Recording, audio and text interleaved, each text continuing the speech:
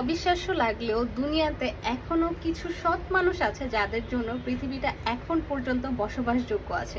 চারদিকে এত শত চুরি বাটপারি আর ভেজালের ভিড়ে দুই একজন খাঁটি মানুষ কিন্তু অবশ্যই আছে। আর সেরকম একজন খাঁটি মানুষের সাথেই কিন্তু আমাদের দেখা হয়ে গিয়েছিল।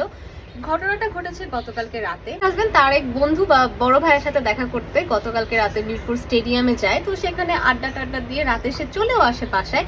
কিন্তু সে যেহেতু দুইটা ফোন ইউজ করে, একটা হচ্ছে আইফোন 16 প্রো ম্যাক্স আর একটা হচ্ছে 12 মিনি।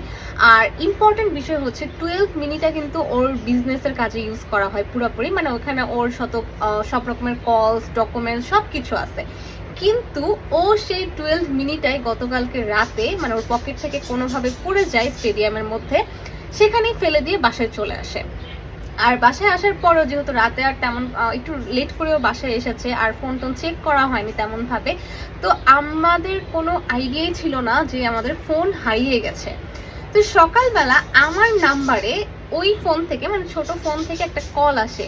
তো আমি আর শোভন দুইজনই পুরোপুরি ভাবে অবাক যে ওই নাম্বার থেকে কিভাবে আমার ফোনে কল আসলো, কারণ ফোনটা সাধারণত শোভনের কাছে বা আমার কাছে থাকে।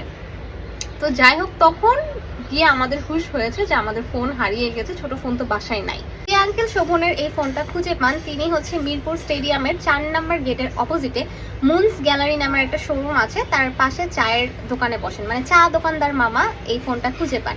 তো শোভন কিন্তু তৎক্ষণাৎ ওখানে যায়, উনি ফোনটা শোভনের কাছে দেয়। তো শোভন একটা ভালো অ্যামাউন্ট ওই মামাকে অফার করে নেওয়ার জন্য, কিন্তু উনি একটা টাকাও শোভনের কাছ থেকে নেয়নি। উল্টা উনি বললো যে মামা, আপনি আমাকে যে টাকাটা অফার করেছেন এটা আপনি সদকা হিসেবে যে কোনো মসজিদ বা অন্য কাউকে দিয়ে দিন।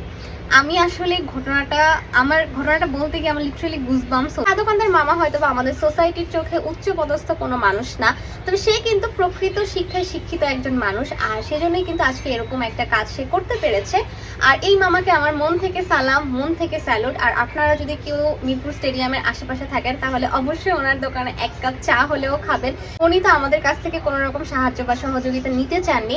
এতদিন শুধুমাত্র বই পুস্তকে এরকম সততার গল্প শুনেছি, আজকে নিজের চোখে প্রথমবার এরকম কিছু দেখলাম।